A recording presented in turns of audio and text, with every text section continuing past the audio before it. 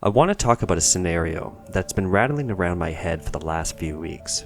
I touched on it in a video I did last week about a terrible truth Tom DeLonge has alluded to. One of the potential truths I mused about was that Earth may not even be ours, or at least entirely ours, and I'm going to expand on that idea today. Thanks to the good people of UFO Twitter, I came across this video of Luis Elizondo talking about human kinds, plural, and it really struck a chord with me. I couldn't help but think, what does he know? Have a look at the video. It's only a minute long and he chooses his words very carefully. Listen to what he has to say. But what if for a moment mankind wasn't singular? Maybe just for a moment it's mankind's plural. Are we as a society even prepared to have that conversation? What if the things that make us human most, like emotions, love, empathy, are not necessarily unique traits to humans within the universe? Maybe other things can experience that too, and maybe the definition of being human isn't having 2 arms, 2 legs, and looking like this, or having a body, or having hair or no hair. Maybe being human is far more profound than that, and maybe those traits aren't unique to us. Now, before we continue, I want you to know I'm actively growing this channel and plan to post new content on a regular basis. If you haven't already, please subscribe. And also I want you to know that I genuinely enjoy responding to all your comments, so don't shy away from letting me know what you think. Thanks again for taking the time to listen. Moving on. What if we do indeed share this planet with another intelligent species, and they are the ones responsible for so much of the activity we are seeing in our skies and our oceans? Could this be what Elizondo is alluding to? I mean, according to military records, we are practically swatting away flies out there, and they do fly around with impunity, almost as if they own the place. This would certainly answer the question of how an intelligent species managed to travel such vast distances through space to visit us. They didn't. They came from below.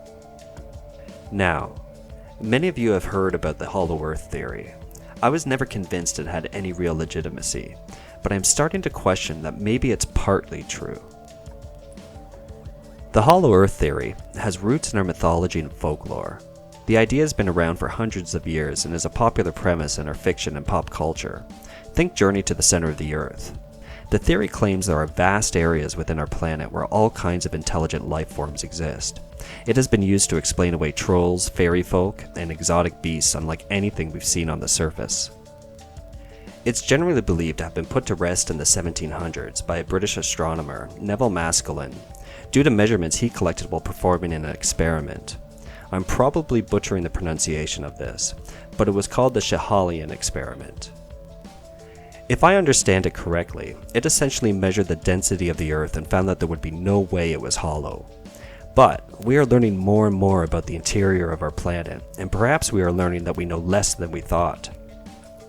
A study by the University of Maryland that was published just in June of this year, 2020, describes massive structures 2,000 to 3,000 kilometers under our feet.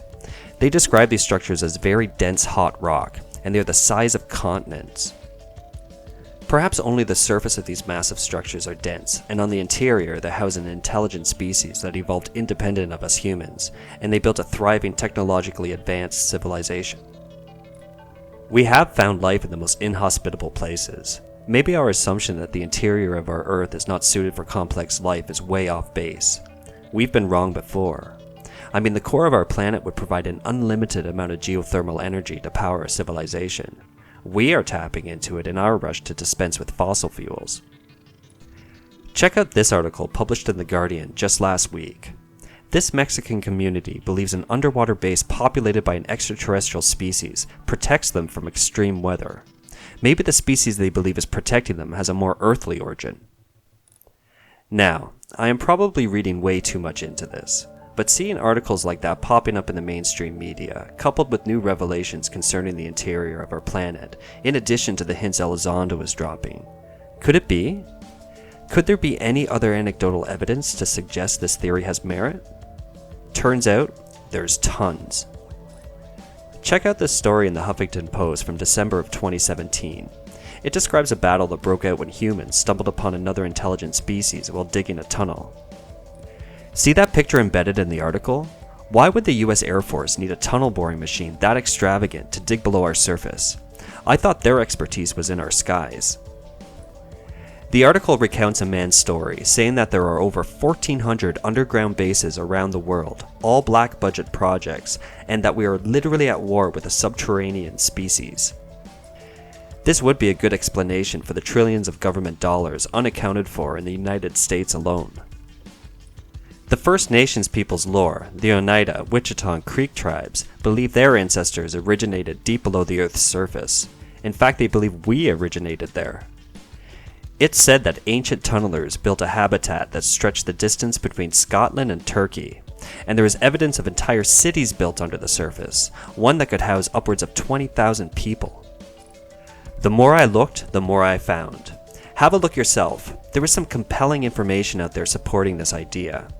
I can't say I believe it, but I am giving the idea more attention, and it sure would answer a lot of the questions I have. A revelation of this kind would surely send seismic ripples through our society, and force us all to reconsider who we are and how we fit into this vast reality full of wonders. Back to what Elizondo was saying. He focuses on things he and many of us believe is what makes us human, our empathy, our capacity to love. It's easy to envision that our species harbor these traits, and this is what I would focus on if I was carefully breaking the news that we are not alone on this planet, but indeed share it with another intelligent, empathetic species capable of love. If these traits, empathy and the ability to love, are indeed traits that are uniquely human, then there is room to expand what human actually means. Thank you for listening. If you like my work, please hit that like button and consider subscribing. And remember, be careful out there and take care.